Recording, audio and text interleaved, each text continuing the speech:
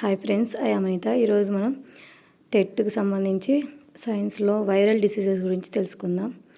Rabies వ్యాధి అంటే rabies వ్యాధి వస్తే ఎలా వస్తుంది అనేది తెలుసుకుందాం.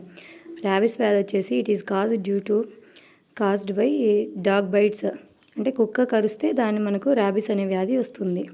మీజిల్స్ అంటే చిన్నమ్మవారు అంటారు. Heat rash, high temperature, it is passed mostly through the air. ఇది గాలిలో వస్తుంది ఎక్కువగా. తర్వాత ఎక్కువ హీట్ అనేది ఉంటుంది, బాడీలో హై టెంపరేచర్ వస్తుంది, మనకు ఎక్కువ ఫీవర్ రావడం అలా జరుగుతుందన్నమాట చిన్నమ్మవారు వస్తే. పోలియో అంటే it is also passed through the, ఇది కూడా ఎయిర్లోనే మనకు అటాక్ అవుతుంది. But a human immunity power is low at that time it is coming. మనకి హ్యూమన్ ఇమ్యూనిటీ అనేది తక్కువగా ఉన్నప్పుడు కూడా ఇది రావడానికి ఛాన్సెస్ ఎక్కువగా ఉన్నాయి. ఎయిడ్స్ అంటే STD, sexually transmitted disease. STD means sexually transmitted disease అంటారు.